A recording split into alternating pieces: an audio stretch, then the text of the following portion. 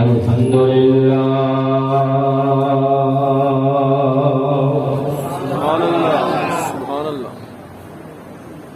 الحمد للہ رب العالمین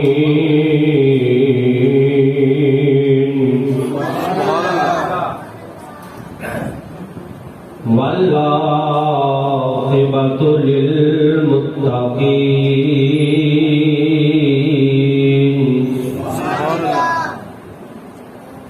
والصلاة والسلام علی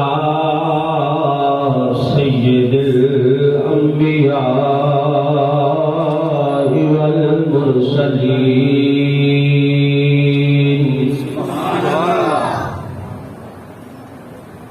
وأصحابه الهادين المهديين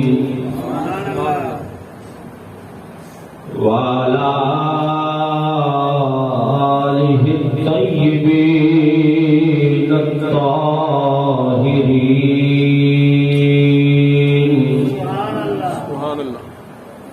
وأولياء ملته وعلماء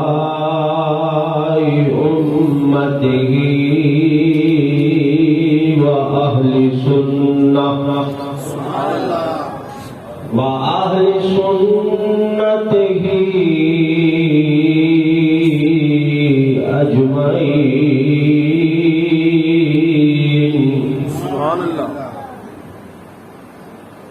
أما بعد فأعوذ بالله من الشيطان الرجيم. بسم الله الرحمن الرحيم.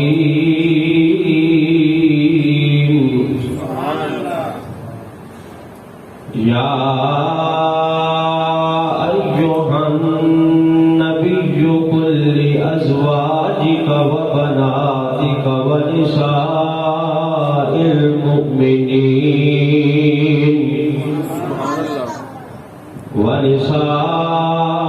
المؤمنين يدنين عليهن من جلابيبهن. آمنت بالله صدق الله مولانا العظيم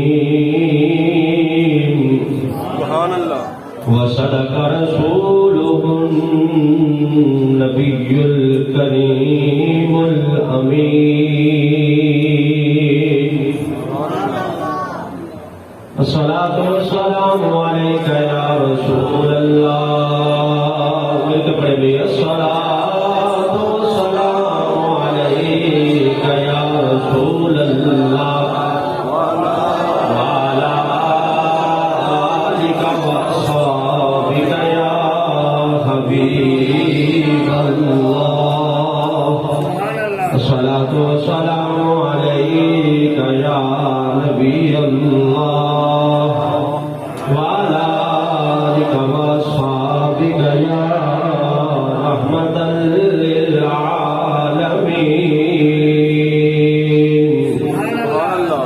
مولاي صل وسلم دائما أبدا على حبيبك خير الخلق كلهم. مولاي صل وسلم دائما أبدا على حبيبك خير الخلق كلهم.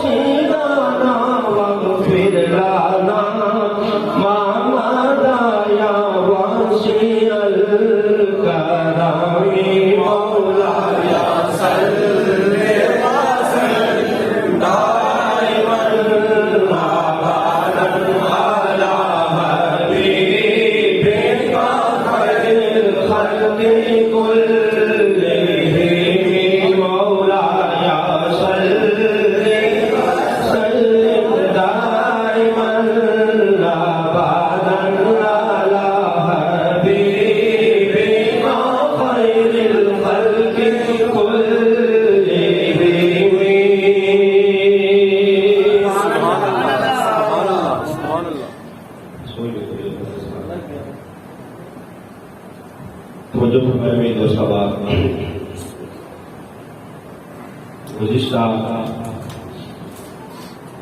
جمعۃ المبارک سے ہم نبی پاک صلی اللہ علیہ وسلم کی شہزادیوں کا تذکرہ کر رہے ہیں۔ اولاد رسول بالخصوص نبی پاک صلی اللہ علیہ وسلم کی صاحبزادیاں،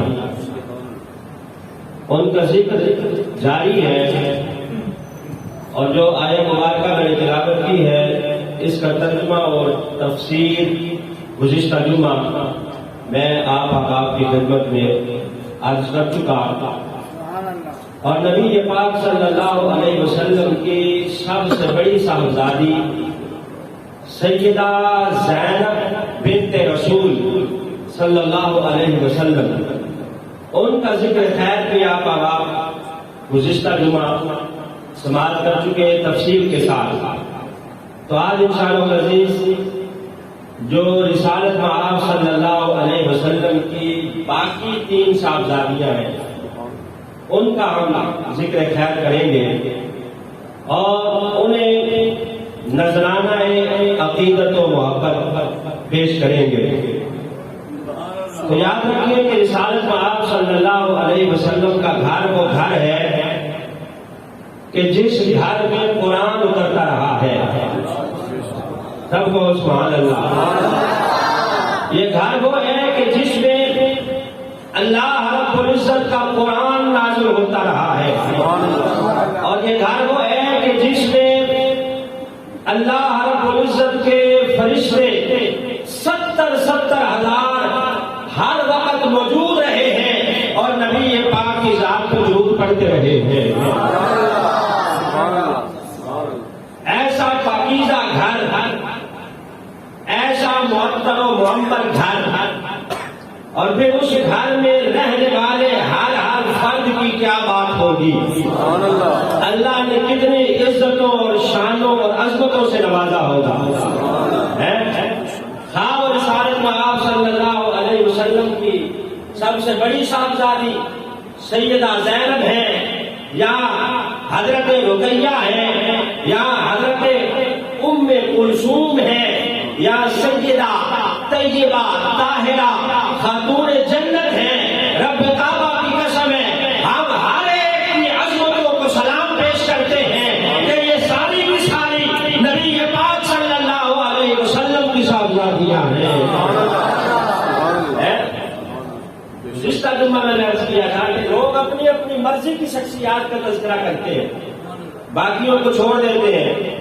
ہم الحمدللہ ہر نبی پاک صلی اللہ علیہ وسلم کے رشتے کا احترام کرتے ہیں۔ رسالت مآب صلی اللہ علیہ وسلم کا ہر رشتہ ہمارے لیے قابل احترام ہے۔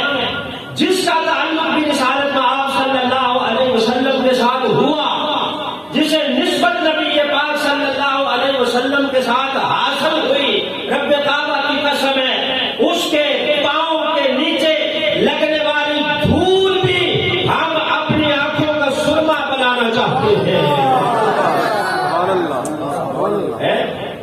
ان کے قدموں کے نیچے لگنے والی دھول ہماری آنکھوں کا سرما بن جائے تو یہ ہمارے لیے اعزاز ہوگا۔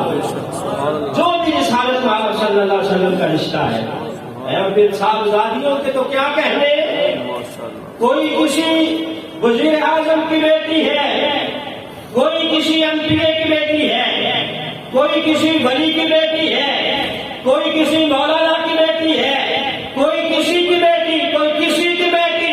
خدا کی قسم ہے ان بیٹیوں کو ہم سلام پیش کرتے ہیں جو کسی عام شخصیت کی نہیں بلکہ امام الانبیاء کی صاحبزادیاں ہیں۔ امام الانبیاء کی صاحبزادیاں، ان کی عزتوں اور عظمتوں کے کیا کہنے۔ لعنت ہے ان پر جنہوں نے نبی پاک صلی اللہ علیہ وسلم کی 3 بیٹیوں کا انکار کیا اور ان کا نسب نبی پاک صلی اللہ علیہ وسلم سے کاٹ کر کسی کافر کی طرف منسوب کیا ہے، اور صرف ایک بیٹی کا اقرار کیا، باقیوں کو چھوڑ دیا۔ تو ہم الحمدللہ اس بات کے قائل ہیں کہ اللہ نے میرے محبوب کے گھر میں 4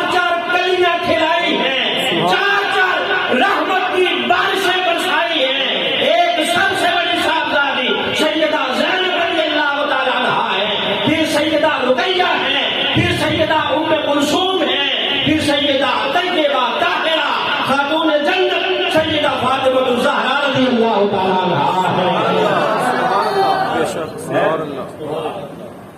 حضرت سیدہ زینب رضی اللہ تعالیٰ عنہ، آپ کا ذکر خیر آپ نے سنا پچھلے جمعے۔ اب آئیے اگلی جو دو صاحبزادیاں ہیں، حضرت رقیہ اور ام کلثوم، ان دونوں کا ذکر اکٹھا چلتا ہے، اکٹھا۔ نبی پاک صلی اللہ علیہ وسلم نے جب اپنی بڑی صاحبزادی کا رشتہ اپنی شاہی کی بیٹی کے بیٹے جناب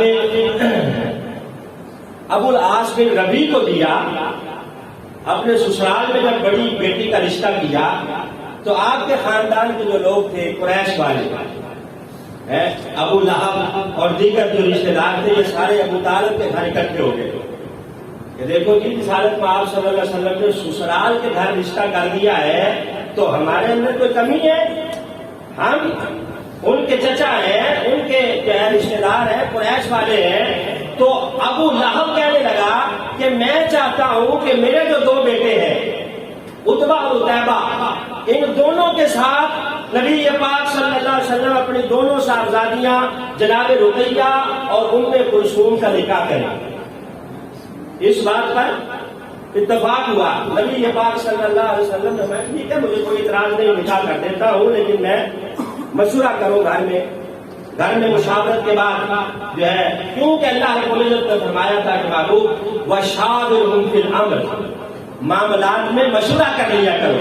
حالانکہ رسالت میں آپ کو کسی سے مشورے کی ضرورت نہیں ہے، اور یہاں آپ یہ بھی سمجھیں کہ امام الانبیاء ہیں، پھر بھی فرما رہے ہیں ذرا میں اپنی بیوی سے مشورہ کروں۔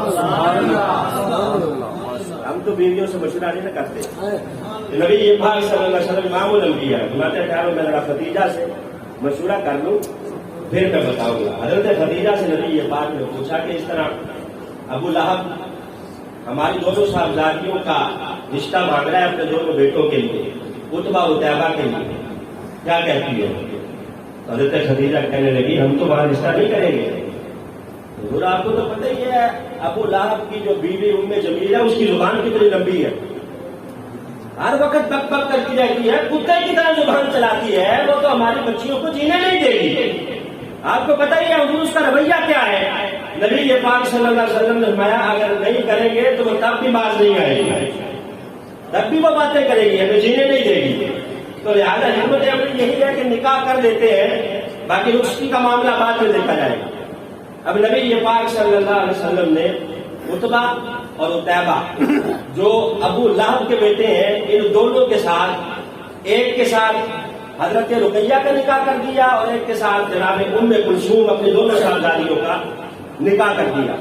یہ ساری باتیں تاریخ کے اندر موجود ہیں، حضرت زینب کا تذکرہ بھی موجود ہے، اور تاریخ کے اندر نبی پاک کی ان دونوں صاحبزادیوں کا ذکر بھی موجود ہے، لیکن ان عقل کے اندر کو صرف سیدہ فاطمہ کا ذکر نظر آتا ہے، باقی بیٹیوں کا تذکرہ انہیں نہیں ملتا۔ حالانکہ جتنے یہ ذاکرین ہیں آج کے، ان کے جتنے بڑے تھے، ملا باقر نجفی سے لے کر اوپر تک سب نے نبی پاک صلی اللہ علیہ وسلم کی 4 بیٹیوں کا اقرار کیا ہے، اور اپنی کتابوں میں لکھا ہے کہ رسالت میں آپ کی 4 صاحبزادیاں ہیں۔ اب نکاح ہو گیا، ادھر سے اللہ رب العزت نے حکم ارشاد فرمایا کہ محبوب اپنے قریبی جو رشتہ دار ہیں ان رشتہ داروں کو تبلیغ کریں، انہیں دین کی طرف لے کے آئیں۔ اب نبی پاک صلی اللہ علیہ وسلم نے جب رشتہ داروں کو اکٹھا کیا، قریش کو اکٹھا کیا، اپنے چچاؤں کو اور دیگر قریبی رشتہ داروں کو، اور بتایا کہ میں اللہ کا رسول ہوں، کلمہ پڑھو، ایک خدا وحدہ لا شریک کی عبادت کرو، وہی لائق عبادت ہے، تو یہ سارے کے سارے جو رشتہ دار پہلے صادق بھی سمجھتے تھے، امین بھی سمجھتے تھے، سارے نبی پاک کے خلاف ہو گئے، سارے خلاف ہو گئے، یہاں تک کہ یہ جو چچا تھا ابو لہب، اس نے نبی پاک صلی اللہ علیہ وسلم کے ساتھ بدتمیزی کی، زبان درازی کی۔ اس نے زبان درازی جو کی تو اللہ رب العزت نے قرآن کی پوری سورہ مبارک اس کی مذمت میں نازل فرمائی، پوری سورت نازل فرمائی اس کی مذمت میں۔ کون سی سورت؟ تبت یدا ابی لہب ما اغنى عنه ماله وما كسب سيصلى نارا ذات لهب وامرأته حمالة الحطب. کہا ابو لہب تیرے ہاتھ ٹوٹ جائیں. اللہ رب العزت کو گوارا نہیں ہے کہ میرے معبود کے بارے میں کوئی بات کرے. تبت یدا ابی لہب وتب. کہا ابو لہب تیرے دونوں ہاتھ ٹوٹ جائیں کہ نہ یہ مال و دولت تجھے فائدہ نہیں دے گا، اور وہ جو تیری بیوی ہے جس کے گلے میں موج کی رسی ہے اور وہ کٹھا لکڑیوں کا اٹھائے پھرتی ہے، اللہ رب العزت نے اس کی بھی مذمت فرمائی اور ابو لہب کی بھی مذمت فرمائی. میں یہ تمہارا مال و دولت تمہیں کوئی فائدہ نہیں دے گا. جب یہ پوری سورہ مبارکہ نازل ہو گئی ان کے خلاف تو اب ان کو بڑا غصہ آیا. اب یہ ابو لہب اپنے دونوں بیٹوں کو ابھارنے لگا اس بات پر کہ دیکھو وہ محمد الرسول اللہ صلی اللہ علیہ وسلم تو ہماری مذمت کر رہا ہے اور قرآن کی صورتیں اتر رہی ہیں ہماری مذمت میں. تم کیسے میرے بیٹے ہو کہ تم نے ابھی تک ان کی بیٹیوں کو اپنے نکاح میں رکھا ہوا ہے؟ فارغ کرو، فارغ کرو، ہم وہاں رشتہ نہیں کریں گے. میں نے کہا بھی رشتے نہیں ہوئی تھی، صرف نکاح ہوا تھا. اب ایک بیٹا جو تھا وہ طیبہ، اس نے تو کہا ٹھیک ہے میں ختم کر دیتا ہوں، لیکن اس نے شرط رکھی کہ فلاں کے ساتھ میرا رشتہ اگر آپ کرتے ہیں تو میں یہاں رشتہ نہیں کرتا. لیکن دوسرا جو تھا اتبا، اس نے کہا رشتہ تو میں توڑ دوں گا لیکن میں یہاں نہیں، میں وہاں جا کے اتنا کم وقت تھا کہ وہاں جا کے نبی پاک صلی اللہ علیہ وسلم کے سامنے جس طرح آپ کی مذمت میں قرآن کی آیات اتری ہیں اور آپ کی مذمت ہوئی ہے، اسی طرح میں منہ پہ جا کے نعوذ باللہ نبی پاک کی مذمت بھی کروں گا اور وہاں کھڑا ہو کے میں مجمع میں اعلان کر کے آؤں گا کہ میں اپنا رشتہ تمہاری بیٹی کے ساتھ منقطع کر رہا ہوں. لہٰذا اس نے ایسا ہی کیا. نبی پاک صلی اللہ علیہ وسلم کے پاس آیا اور آ کے اس نے نازیبا الفاظ استعمال کیے، یہاں تک کہ اس نے رسالت مآب صلی اللہ علیہ وسلم کو بیٹی کی گالی دی. اب نبی پاک صلی اللہ علیہ وسلم آپ ہر چیز برداشت کرتے رہے. ہے کہ یا اللہ انہوں نے مجھے ستایا، طائف کے بازاروں میں پتھر برسائے، راستے میں کانٹے بچھائے گئے، مجھے لہو لہان کیا گیا، لیکن اب بات یہاں تک پہنچ گئی ہے کہ یہ میری صاحبزادیوں کی عزت پہ حملہ کرے، انہیں گالیاں دے، دل پہ ٹھیس پہنچی اور رسالت مآب نے دعائیں ضرور دی. کہا جا اللہ تجھ پہ اپنے کتوں میں سے کوئی کتا مسلط کرے گا. رسالت مآب صلی اللہ علیہ وسلم نے کیا کہا اتبا کے بارے میں کہ اپنے درندوں میں سے کتوں میں سے کوئی کتا اللہ تجھ پہ مسلط کرے گا اور تو اپنا انجام دیکھے گا. اب یہاں سے یہ آ تو گیا، اس نے آ کے باپ کو بتایا، ابو لہب کو. باپ کو بھی پتا تھا کہ وہ اللہ کے سچے رسول ہیں، اگرچہ مانتا نہیں تھا، مانتا تو چدراہٹ چلی جاتی، مانتا تو وہ جو عقل تھی اور میں تھی وہ ختم ہو جاتی. پتا اس کو بھی تھا کہ محمد رسول اللہ نے دعا مانگی ہے تو اب یہ ضرور قبول ہوگی. کہا بیٹا اب تیری خیر نہیں ہے، خیر نہیں ہے. کہ نبی اکیلا اس کو گھر سے نکلنے نہیں دیتا تھا، اس کو پتا تھا کہ دعا قبول ضرور ہوگی اور اس پہ حملہ ضرور ہوگا. یہاں تک کہ جب یہ جاتا باہر تو کوئی غلام ساتھ بھیجتا. اب ایک قافلہ یہاں مکے سے شام جانے لگا تجارت کے لیے، ساتھ ہی انہوں نے ابو لہب کے اس بیٹے اتبا کو بھی تیار کر دیا کہ یہ بھی ہمارے ساتھ جائے. لیکن اتبا کہنے لگا کہ یار لے تو جاؤ لیکن اس کو اکیلا نہ چھوڑنا. کہا کیوں؟ کہا مسلمانوں کے نبی نے اس کے بارے میں یہ دعا کر رکھی ہے اور مجھے یقین ہے کہ یہ دعا ضرور قبول ہوگی اور پوری ہوگی، لہذا میں اس شرط سے تمہارے ساتھ بھیجوں گا کہ تم اس کی حفاظت کرو گے اور اس کا خیال رکھو گے. اس قافلے والوں نے کہا ٹھیک ہے، ہم جب سوئیں گے تو درمیان میں اسے سلائیں گے، ارد گرد ہم سوئیں گے، اکیلا اس کو نہیں چھوڑیں گے، اس کے ساتھ رہیں گے. اس شرط پر وہ لے گئے شام. اب یہ قافلہ شام جاتے ہوئے راستے میں پڑاؤ جو کیا، خود میں سیر اس بات کی گواہ ہے کہ رات کے وقت ایک جگہ پہ جب یہ سارے قافلے والے سوئے، سب نے ارد گرد اپنی چارپائیاں اور دیگر چیزیں لگا لی اور اسے درمیان میں سلا دیا. اب نبی پاک صلی اللہ علیہ وسلم کی دعا کی قبولیت کا وقت آ گیا. اسی جنگل سے وہ شیر نکلتا ہے، نکل کے اس قافلے کے پاس کھڑا ہو کر حیران ہے کہ یا اللہ یہاں تو بہت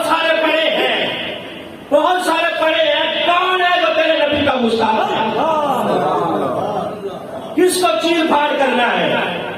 اب اللہ نے اس کے دماغ میں ڈالا کہ ہے تو درندہ، لیکن تو ان سب کا منہ سونگ کے دیکھ، جو میرے نبی کا گستاخ ہے اس کے منہ سے بدبو آ رہی ہوگی۔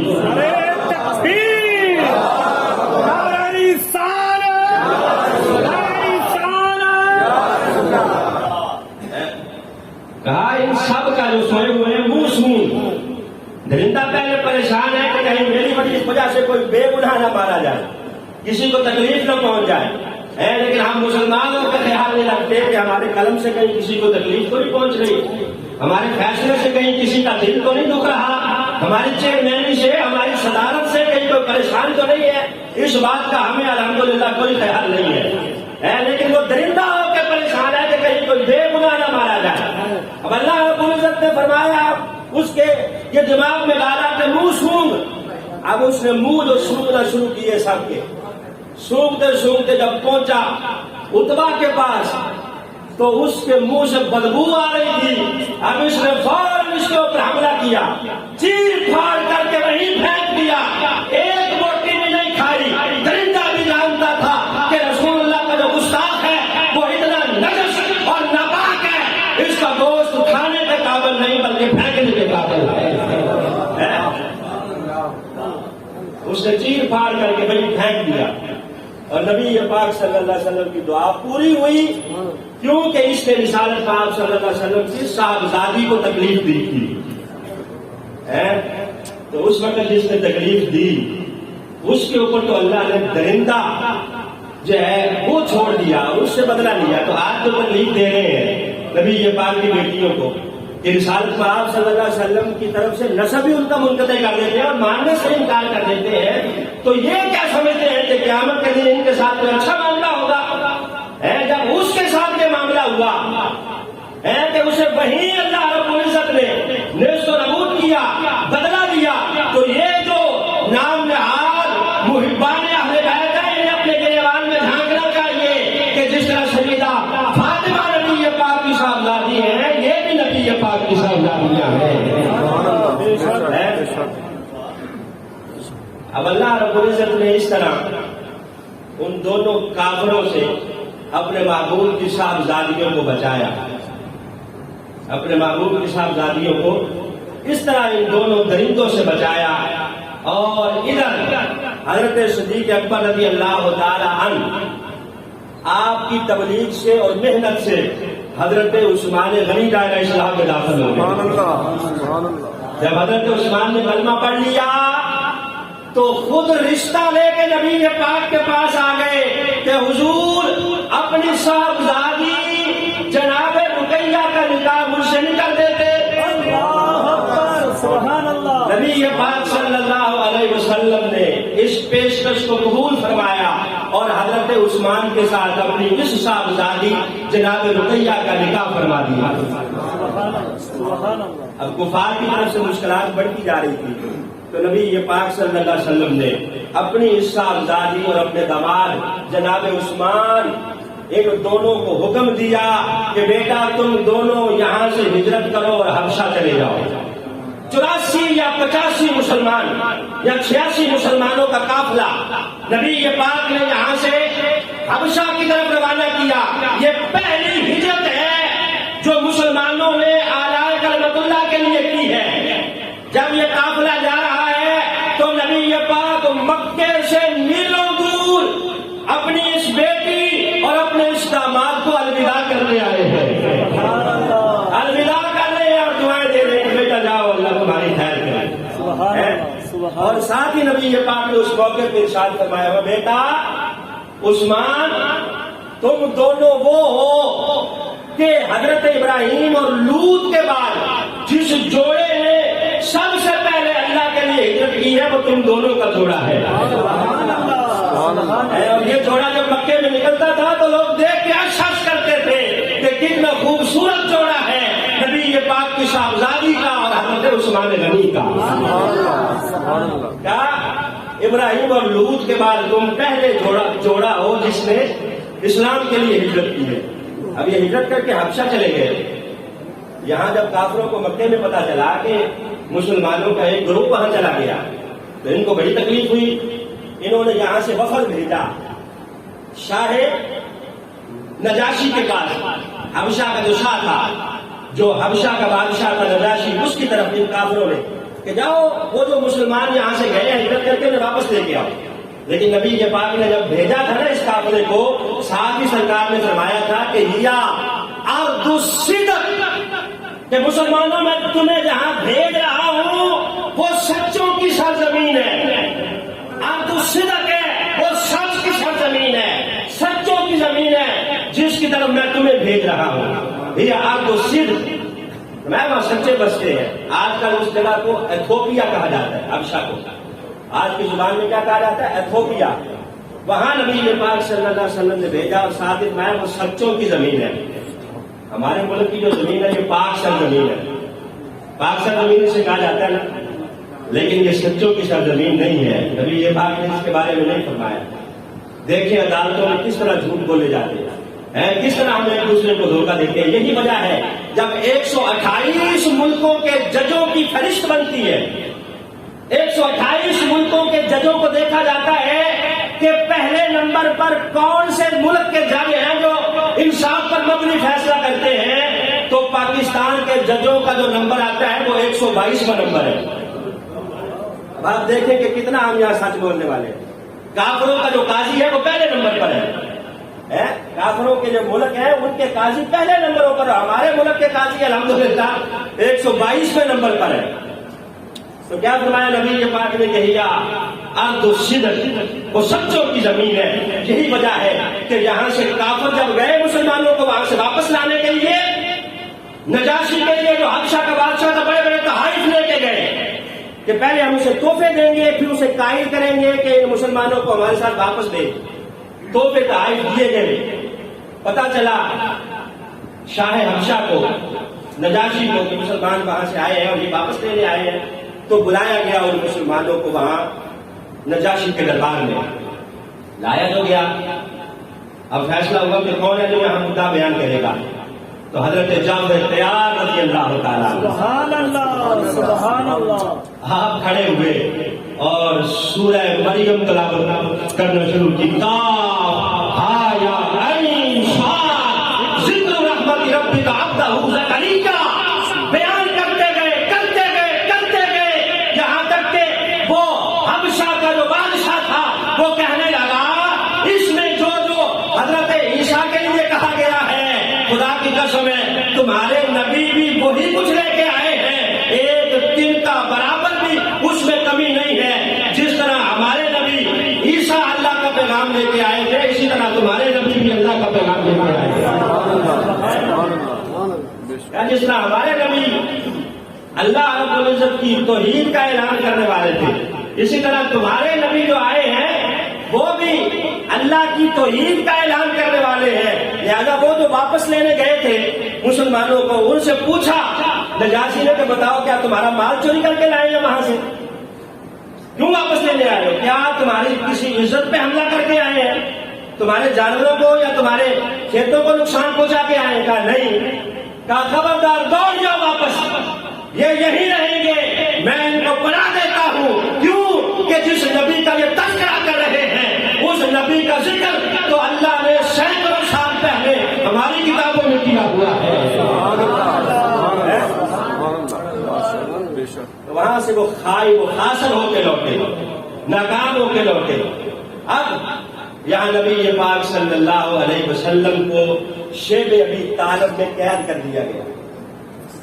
شیب ابی طالب کی گھاٹیوں میں 3 سال تک سرکار نے وہاں قید و بند کی صعوبتیں برداشت کی. حضرت خدیجہ ہے, سیدہ فاطمہ الزہرا ہے, اور نبی پاک کی جو 3 نمبر پر صاحبزادی جناب ام کلثوم ہے, جو یہاں گھاٹی کے اندر بند ہیں.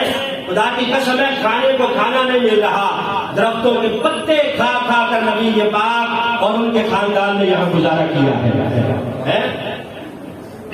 وہاں حبشہ میں خبر پھیل گئی کہ مکے کے حالات بہتر ہو گئے ہیں. تو حضرت ام کلثوم, حضرت رقیہ رضی اللہ تعالیٰ عنہ اور جناب عثمان پھر واپس یہاں مکے آ گئے. مکے جب آئے تو پتا چلا کہ حالات اتنے بہتر نہیں ہے. پھر نبی پاک نے حکم ارشاد فرمایا کہ اب تم دونوں مدینہ طیبہ ہجرت کر جاؤ. یہ رسالت مآب کی وہ بیٹی ہے جس نے 2 ہجرتیں کی ہیں، 2 ہجرتیں سبحان اللہ. حضرت رقیہ نے، پہلے مکہ سے حبشہ، پھر مکہ سے مدینہ. اسی لیے حضرت عثمان غنی کو ذو الہجرتین کہا جاتا ہے کہ یہ نبی پاک کا وہ صحابی ہے جس کے حصے میں اللہ نے 2 ہجرتیں لکھی ہے. اب مختصر کروں، مدینہ چلے گئے، نبی پاک صلی اللہ علیہ وسلم بھی ہجرت کر کے مدینہ آ گئے. اب غزوہ بدر کا وقت آ گیا. مدینہ میں آ کر مسلمان بیمار پڑنے لگے. کیوں؟ کہ یہ زمین وہ تھی جسے یثرب کہا جاتا تھا، بیماریوں کا گھر.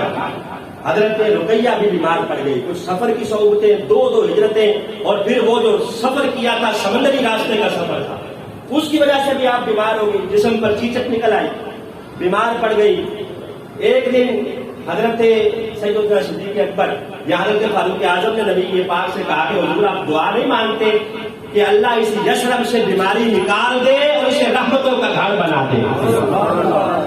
اب نبی پاک نے ہاتھ اٹھا دیے کہ یا اللہ یہاں سے بیماری دفع کر دے اور اس مدینے کو رحمتوں کا گہوارہ بنا دے. نبی پاک نے رات کو دعا مانگی ہے.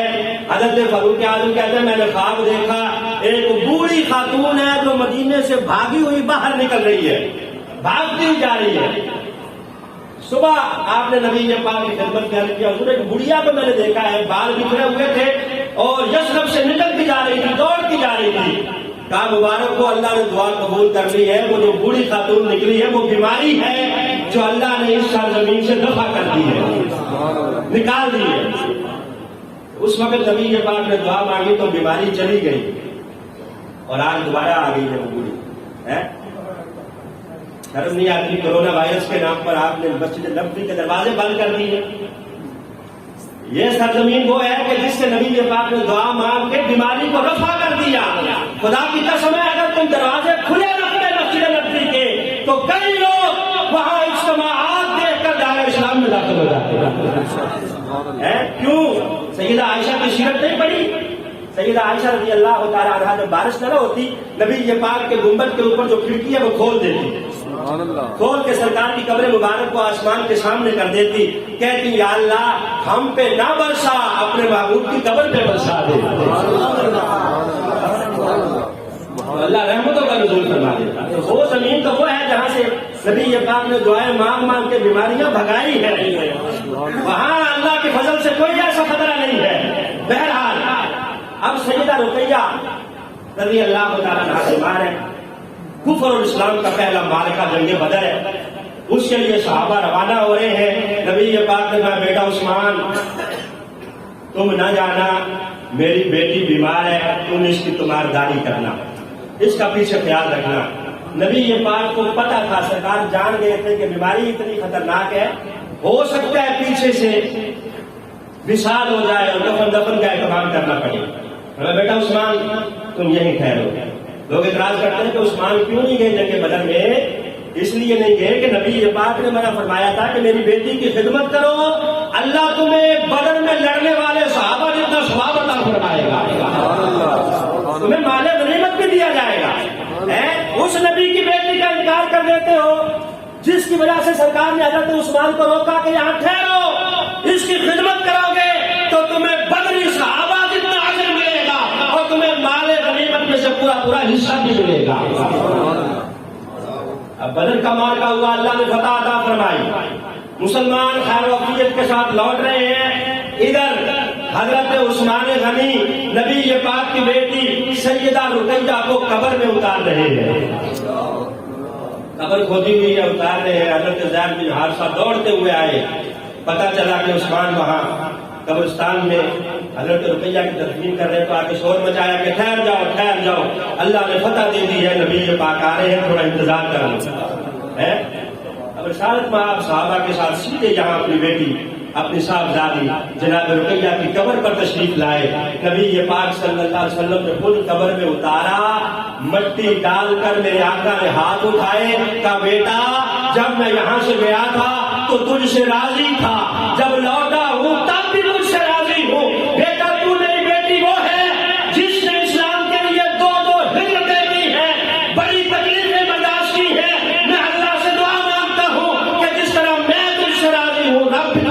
ہو جائے. تکبیر رسالت. یہ سرکار کی دوسری صاحبزادی حضرت رقیہ. نبی پاک کی آنکھوں میں آنسو ہیں. ادھر درخت کی اوٹ سے حضرت عثمان بھی روتے روتے آ گئے. ہچکی بندی ہوئی ہے. کہا عثمان کیوں رو رہے ہو؟ کہا حضور دکھ اس بات کا ہے، ایک تو شریکہ حیات چلی گئی، دوسرا آپ کے ساتھ جو رشتہ تھا وہ رشتہ ختم ہو گیا، وہ رشتہ ٹوٹ گیا. نبی پاک نے تسلی دی، حوصلہ دیا. میں عثمان فکر نہ کرو، اللہ خیر کرے. کچھ دن گزرے، حضرت عثمان پریشان رہتے ہیں. ادھر سے حضرت عمر فاروق کی جو بیٹی تھی حضرت حفصہ، ان کا خامد فوت ہو گیا، حضرت حفصہ کا. اب حضرت فاروق اعظم اپنی بیٹی جناب حفصہ جو کہ بیوہ ہو گئی ہے، ان کا رشتہ لے کر عثمان غنی کے پاس آئے کہ عثمان آپ کی بیوی فوت ہو گئی ہے، لہذا میری بیٹی بھی اللہ کی کرنی یہ ہوئی ہے کہ بیوہ ہو گئی ہے، اس کا خامد فوت ہو گیا ہے، تو لہذا میں اپنی بیٹی کا نکاح آپ سے کرنا چاہتا ہوں. اب حضرت عثمان غنی نے کوئی جواب نہیں دیا بلکہ انکار کیا. انکار جو کیا تو حضرت فاروق اعظم کو دل دل میں تھوڑی پریشانی ہوئی کہ یار میں نے خود پیشکش کی ہے لیکن انہوں نے آگے سے انکار کر دیا. تو سیدھے نبی پاک کے پاس گئے، جا کے حضور کے ساتھ یہ بات شیئر کی کہ حضور مجھے بڑی تکلیف ہوئی ہے، میں نے اپنی بیٹی حفصہ کا رشتہ عثمان کے لیے کہا لیکن عثمان نے انکار کر دیا. کہا عمر پریشان نہ ہو، تیری بیٹی حفصہ کو اللہ عثمان سے بہتر شوہر عطا فرمائے گا اور عثمان کو اللہ تیری بیٹی حفصہ سے بہترین بیوی عطا فرمائے گا. کہا تجھے تیری بیٹی کو اللہ بہترین خامد عطا فرمائے گا اور عثمان کو بہترین بیوی عطا فرمائے گا. کچھ دن گزرے، نبی پاک نے اپنی تیسری صاحبزادی جناب ام کلثوم کا نکاح حضرت عثمان سے کیا اور فرمایا عثمان میں نے جتنے رشتے کیے ہیں، جتنی بیٹیاں دی ہیں، یا جو جو میرے نکاح میں ازواج مطہرات آئی ہے، رب کعبہ کی قسم ہے میں نے اپنی مرضی سے یہ رشتے نہیں کیے بلکہ اللہ نے آسمانوں پہ فیصلے فرمائے ہیں. اللہ کے حکم کے مطابق میں نے رشتے دیے بھی ہیں اور لیے بھی ہیں. اب تیسری صاحبزادی کا نکاح نبی پاک صلی اللہ علیہ وسلم نے حضرت عثمان غنی رضی اللہ تعالیٰ عنہ سے فرما دیا. ان کا نام کیا ہے؟ حضرت ام کلثوم رضی اللہ عنہ. شیب ابی طالب میں یہ بھی نبی پاک صلی اللہ علیہ وسلم کے ساتھ صحبت برداشت کرتی رہی ہے. ان کا نکاح ہوا. اب 6 مہینے تک یہ حضرت عثمان غنی رضی اللہ تعالیٰ عنہ کے نکاح میں نہیں. حضرت رقیہ اور ام کلثوم ان کی اولاد کا کہیں تذکرہ نہیں ہے. حضرت زینب جو بڑی صاحبزادی ہیں ان کی اولاد کا ذکر میں نے گزشتہ جمعہ کیا تھا لیکن ان کی اولاد کا ذکر نہیں ملتا. 6 مہینے یہ دوسری صاحبزادی حضرت عثمان غنی کے نکاح میں رہی. اس کے بعد اللہ کا حکم آ گیا، بیمار ہو گئی اور اسی بیماری میں ان کا بھی وصال ہوا. جب انتقال ہوا تو نبی پاک کی آنکھوں سے چھما چھم آنسوؤں کی برسات جاری تھی. اندر خواتین غسل دے رہی ہیں اور سرکار دو عالم صلی اللہ علیہ وسلم باہر کھڑے ہیں دروازے کے ساتھ اور رو رہے ہیں. اس کی بنی ہوئی ہے. کہا یہ میری بیٹی وہ ہے جس نے میرے لیے بڑی قربانیاں دی. شیب ابی طالب نے اس نے تنہائی برداشت کی اور جب نکاح کیا تھا نا اس کا حضرت عثمان کے ساتھ تو نبی یہ بات کروانا بیٹا میرے پاس کوئی مال و دولت نہیں ہے، دھن دولت نہیں ہے، لیکن یاد رکھنا تیرے لیے میں نے جس خاوند کا انتخاب کیا ہے نا اس کی صورت ابراہیم سے ملتی ہے اور اس کی سیرت مجھ محمد رسول اللہ سے ملتی ہے. وہ صورت کے اعتبار سے ابراہیم کے مشابہ ہے، سیرت کے اعتبار سے میرے مشابہ ہے. اب یہاں ایک بات عرض کروں کہ نبی پاک صلی اللہ علیہ وسلم نے اپنی ان بیٹیوں کے جو رشتے کیے ہیں، بڑی بیٹی کا رشتہ کیا اپنی سالی کے بیٹے کے ساتھ یعنی سسرال میں، اور حضرت عثمان غنی کے ساتھ ان دونوں صاحبزادیوں کا رشتہ کیا. حضرت عثمان غنی بنو امیہ میں سے تھے، خاندان رسول میں سے نہیں تھے، بنو امیہ کا خاندان ہے. یہ گویا آپ نے دونوں بیٹیاں اپنے خاندان کے باہر بیاہی اور حضرت فاطمہ کا نکاح آپ نے اپنے چچا کے بیٹے حضرت علی سے کیا. گویا یہاں یہ بات ذہن میں رکھے کہ سسرالی رشتہ داروں سے رشتہ کرنا بھی نبی پاک کی سنت ہے. سبحان اللہ. اپنے خاندان سے باہر رشتہ کرنا بھی نبی یہ پاک کی سنت ہے، اور اپنے چچا کے بیٹوں کے ساتھ رشتہ کرنا بھی نبی یہ پاک کی سنت ہے۔ حسب اور نسب نہیں دیکھے جاتے، سیرت دیکھی جاتی ہے۔ نبی یہ پاک کی سکی پھوپھی ہے، ان کی بیٹی کا نام ہے زینب، ان کا نکاح نبی یہ پاک نے زید بن حارثہ غلام کے ساتھ کر دیا۔ یہ غلام ہے، بکتا بکاتا کہیں سے آیا ہے۔ حضرت زینب جو پھوپھی کی بیٹی ہے قریش میں سے ہے، کہنے لگی جناب مجھے تو یہ رشتہ قبول نہیں ہے، وہ غلام ہے، اس کا نہ کوئی حسب کا پتہ نہ نسب کا پتہ، میں اعلیٰ خاندان سے ہوں، قریش سے ہوں۔ جب یہ کہا تو قرآن کی آیت مبارکہ نازل ہوئی، وما كان لمؤمن ولا مؤمنة اذا قضى الله ورسوله امرا ان يكون لهم الخيرة من امره، کہ اے زینب اگر تجھے زید کے ساتھ رشتہ قبول نہیں ہے تو اللہ کو آسمانوں پہ تیرا ایمان قبول نہیں ہے۔ نسب نہیں ملتا تو کیا ہوا، میرے محبوب نے انتخاب کر دیا ہے تو کر دیا ہے، اگر تو رشتہ قبول نہیں کرتی تو اللہ بھی آسمانوں پہ تیرا ایمان قبول نہیں کرتا۔ تو بہرحال حضرت ام کلثوم یہ حضرت عثمان غنی کے نکاح میں آئی جب حضرت رقیہ کا وصال ہوا، اور یہ حضرت ام کلثوم اور سیدہ فاطمہ ان دونوں کے درمیان نبی یہ پاک کا ایک بیٹا ہے جس کا نام کیا ہے، عبداللہ، جسے طیب و طاہر بھی کہا جاتا ہے، طیب و طاہر بھی اسے کہا جاتا ہے، نام ہے عبداللہ۔ یہ بھی سن سگری میں یعنی دودھ پینے کی عمر میں ان کا بھی انتقال ہو گیا۔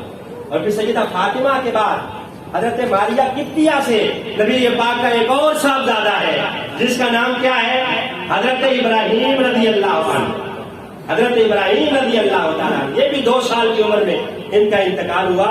گویا رسالت میں آپ صلی اللہ علیہ وسلم کی کتنی اولاد ہوئی، 7، 4 آپ کی صاحبزادیاں اور 3 صاحبزادے، 2 صاحبزادے اور 4 صاحبزادیاں۔ حضرت خدیجہ کے بطن اقدس سے ہیں 1 صاحبزادہ، حضرت ابراہیم سیدہ ماریہ قبطیہ کے بطن اقدس سے ہے۔ جب ان کا وصال ہوا آخری صاحبزادے کا تو کفار کہنے لگے کہ اب رسالت میں آپ کا نسب منقطع ہو گیا ہے، خدا نخواستہ اب آپ ابتر ہو چکے ہیں۔ ابتر اسے کہتے ہیں جس کا نسب آگے نہ چلے۔ جب کفار نے یہ کہنا شروع کیا تو اللہ نے قرآن کی آیت نازل فرمائی، اِنَّا آتَيْنَاكَ الْكَوْثَرَ فَصَلِّ لِرَبِّكَ وَانْحَرْ إِنَّ شَانِئَكَ هُوَ الْأَبْتَرُ۔ کا محبوب ان کی باتوں کو دل پہ نہ لینا، ہم نے تمہیں خیر کثیر عطا کر رکھی ہے۔ جہاں تک ابتری کا سوال ہے یہ کافری ابتر ہوں گے، ہم نے تمہیں بڑی شان عطا کر رکھی ہے۔ بیٹے کا وصال ہوا تو سرکار کی آنکھوں میں آنسو تھے، صحابہ کا حضور آپ بھی رو رہے ہیں، آپ تو ہمیں تسلیاں دیتے ہیں، آپ کی آنکھوں میں بھی آنسو ہیں۔ نبی یہ پاک نے کہا یار یہ رشتہ ہی ایسا ہے، اگرچہ آنکھیں میری برس رہی ہیں، میرا دل رنجیدہ ہے، لیکن میری زبان پہ پھر بھی شکر کے کلمے ہیں، زبان سے میں شکر کے کلمے ادا کر رہا ہوں، اللہ کی حمد کر رہا ہوں۔ اسے نبی یہ پاک نے سبق دیا کہ صدمہ کتنا بھی بڑا ہو، آنکھوں سے بے شک آنسو جھلک جائیں، یہ فطری تقاضا ہے۔ جب دکھ پہنچتا ہے تو آنکھیں جھلک ہی پڑتی ہیں، لیکن زبان پہ کنٹرول رکھنا چاہیے، نوحہ کنی نہیں کرنی چاہیے، آؤ بتا نہیں کرنی چاہیے، اللہ رب العزت کی ناشکری نہیں کرنی چاہیے۔ تو نبی یہ بات میں میری زبان کو دیکھو نا، میں اللہ کی تعریف کر رہا ہوں کہ یا اللہ تو نے دیا تھا، تیرا مال تھا، تو نے لے لیا، دیا تھا تب بھی تیرا شکر تھا، لے لیا تب بھی تیرا شکر ہے۔ یہ رسالت میں آپ صلی اللہ علیہ وسلم کی صاحبزادیاں ہیں، آپ کی اولاد ہے۔ سیدہ فاطمہ رضی اللہ تعالی عنہا کا تذکرہ آپ سنتے رہتے ہیں، اکیلا کسی دن انشاءاللہ ان کا تذکرہ کروں گا۔ وآخر دعوانا ان الحمد للہ رب العالمین۔